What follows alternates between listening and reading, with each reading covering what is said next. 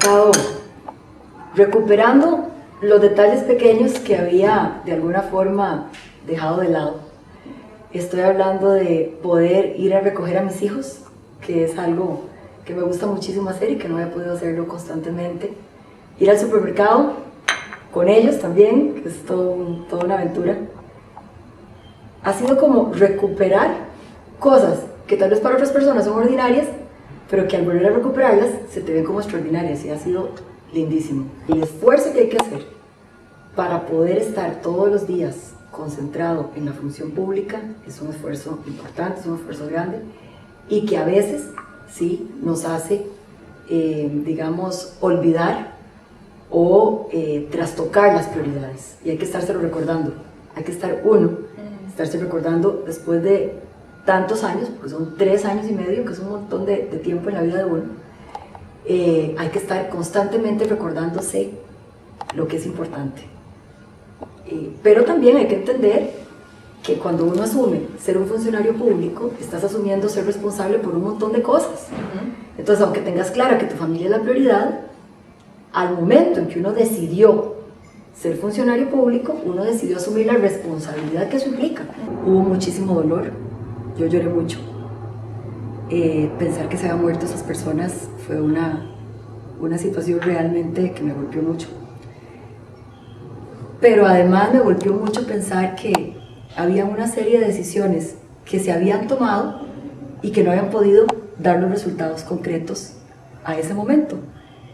Y quizás por eso era que dolía más, porque sí había decisiones que se habían tomado, sí habían cosas que se habían hecho, y sin embargo no había sido suficiente.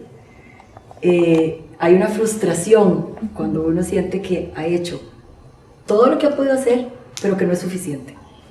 Y también hay un gran grado de humildad, porque uno tiene que saber que por más que uno haga, hay una parte que le toca a Dios, que no va a ser uno solo el que lo va a poder hacer, y hay otra parte que es de un equipo, y que no siempre el equipo va a responder en las mismas circunstancias de la misma manera, ¿verdad? Entonces ahí ha habido toda una serie de elementos que jugaron a la hora de renunciar. Lo que pasa es que el ministerio tiene conflictos diarios, y quisiera decir que mi salida la pidieron todos los meses distintos grupos de diferentes formas, ¿verdad? No fue una vez, fueron muchas veces. Recordemos también cuando tuve que ir a la Asamblea Legislativa a explicar por qué era tan importante el tema de las tarifas de la revisión técnica vehicular. Recordemos también cuando tuvimos una huelga importante de taxis y de porteadores que paralizó el país prácticamente un día entero, y también ahí se pedía mi salida. Recordemos con el tema del aeropuerto, que por más que nos esforzamos, tardamos casi 3 años en poder arreglar el conflicto, y mientras estuvimos tratando de arreglarlo, siempre pidieron mi salida.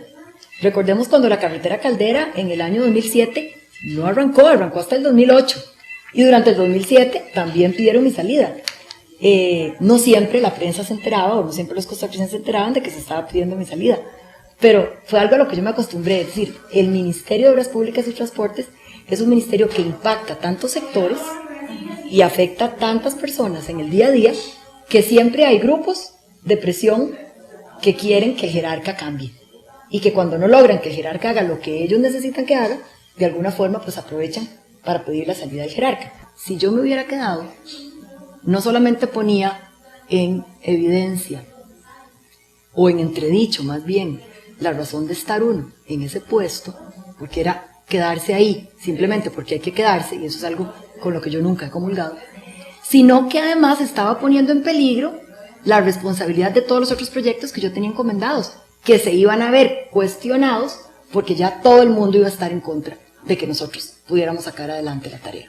El tema del puente iba a ser un tema de campaña política. Bueno, no me cabe la menor duda de que si yo no hubiera renunciado, ese puente hubiera sido un puente de campaña política, por supuesto que sí, definitivamente. Y ahí es donde uno ve la falta de madurez política que tiene nuestro país, porque más bien, insisto, era la oportunidad para decir, la responsabilidad fundamental que tiene el ministerio tiene que ir más rápido, porque el rezago que tenemos es de tal magnitud que hay que empujar más duro el ministerio y ayudemos todos para que vaya más rápido. Pero además, insistir y subrayar en que hay responsabilidades fuera del ministerio que no se estaban tocando, que más bien estaban tendiendo a taparse, como la responsabilidad, insisto, que tiene un chofer por decidir cuando está frente a una situación específica si coge la derecha o si coge la izquierda. Y esas responsabilidades hemos venido hablando de ellas desde el 2006, la ley de tránsito desde el 2007. Entonces, yo creo sinceramente que es una pérdida de una oportunidad valiosa que nuestros políticos están dejando de lado cuando no quieren hablar de la responsabilidad que cada costarricense tiene que asumir de frente a lo que le toca hacer. No solo los políticos, y creo que eso es un error de las campañas, se centran en decir los políticos.